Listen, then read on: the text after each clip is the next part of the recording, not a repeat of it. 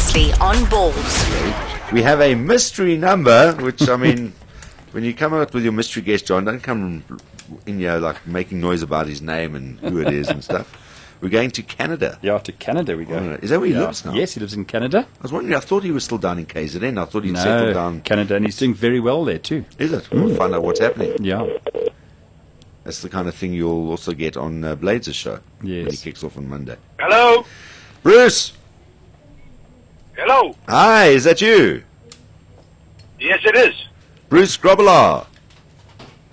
Yes, sir. Woohoo! Nice to chat to you again. It's Balls Radio here. How are you doing, Bruce?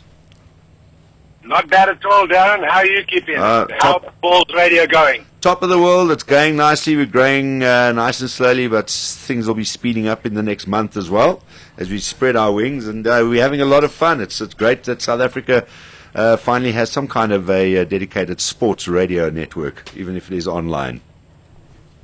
Well, you tried that years ago with me when you were trying to be the boss of the Supersport. Remember that? He hasn't forgotten. How do you know about that? Don't worry about that. You see, the thing is, elephants never forget. You know what, Bruce? I was just telling the guys in studio that there was one phone, and we were on 5FM at the time, and there was one phone prank we never used on air. Ever. And that was that very call. Correct. Because you were not happy. You were, geez, you let us have it. Well, you let Russell have it, and it wasn't Russell, it was us. It was one of those precarious moments where I was having a bit of a bad time at, not a bad time, but an indifferent time at Supersport. Yeah. And I was getting flack from everywhere, and as soon as the phone call came, I just threw the toys out of the cot, and yeah. Yeah, no,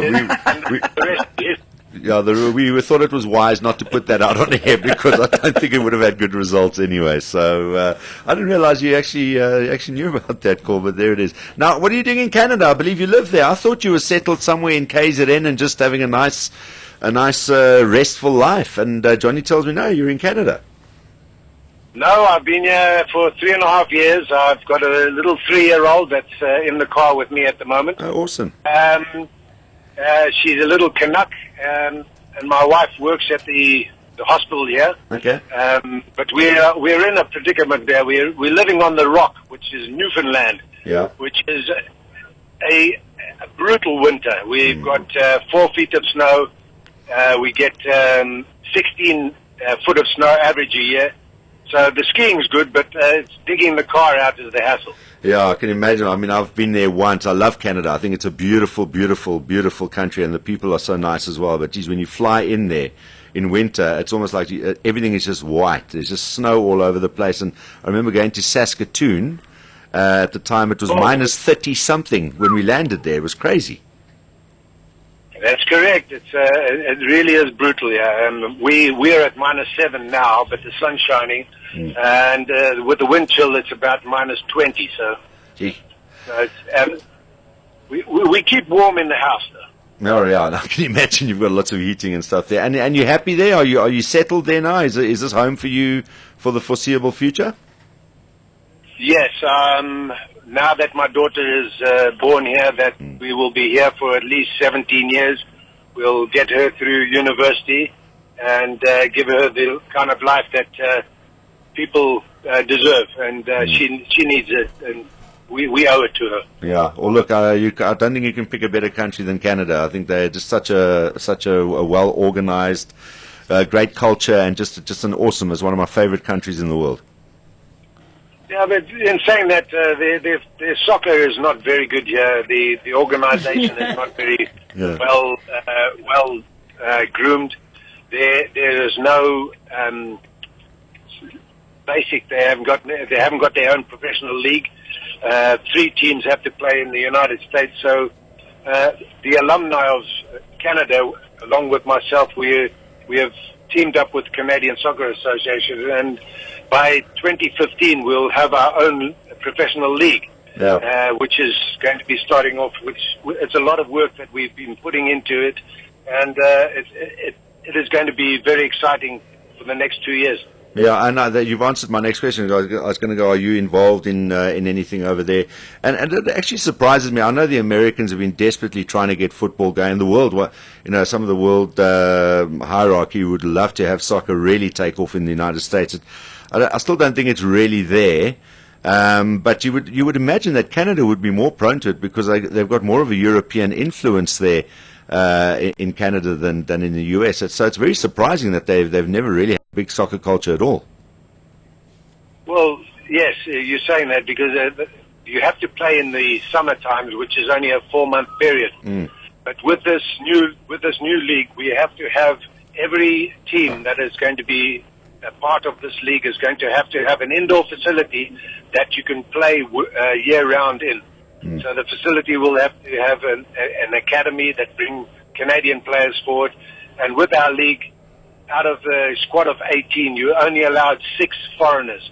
So we are going to groom only for the Canadians. Yeah. Well, and we've seen with that model working in cricket with the Indian professional league just how effective it is because it gives the locals an opportunity to be exposed to some of the foreigners and up their game, and some of them have now gone into international cricket as well. So it's a great model, and there's no reason why it shouldn't work in other sports, including football.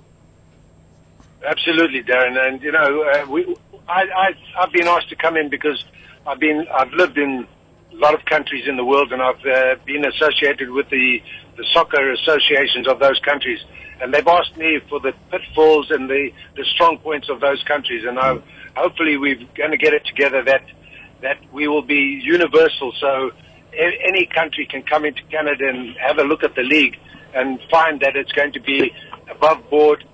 Again, with this new match fixing scandal across Europe and throughout the world, we've had to have a look at the policing of the league as well. So it's starting from scratch. Yeah, you start as I was going to say, you're starting off a clean slate.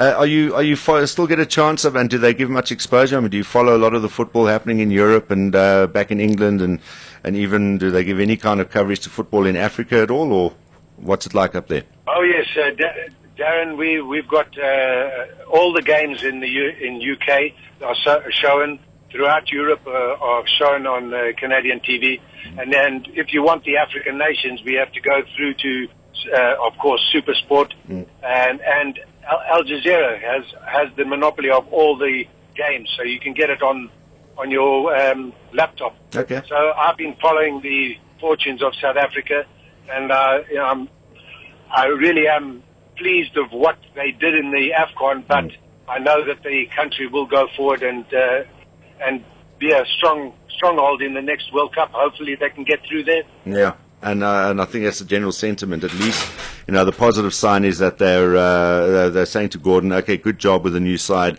Let's look until 2018 and give you time to mould the side into something that, as you say, can start being very competitive with some of the higher ranked countries.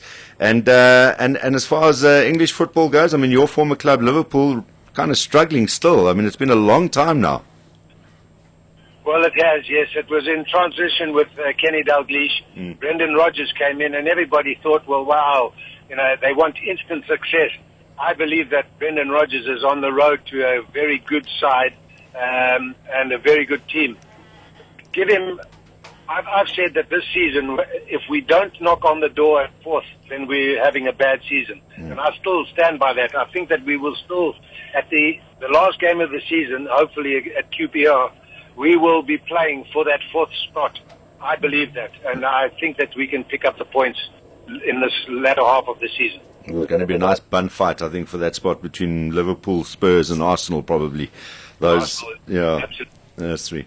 Well, listen, Bruce, it's awesome to catch up with you. Look forward to maybe chatting to you again sometime as things progress football-wise in Canada. Maybe keep us up to date on how it's going there. And it's really great to catch up with you and find out what's happening in your life. And it sounds like things are going really well. So we really chuffed for you, and thanks for your time this afternoon. No problem at all, Darren. I will be in South Africa in May. Okay. I'll be watching there in KwaZulu-Natal. No wonder you thought I was living there. Well, I know your roots do go back there as well, so I thought that you'd sort of settle somewhere in the Midlands on a nice farm and you were just enjoying life there, but there we go, in Canada. Well, when you come back, maybe we can catch up with you when you're back here in May.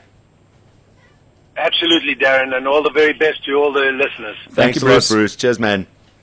Okay, cheers, Bye. bye. Bye. There we go. Bruce Grobbelaar.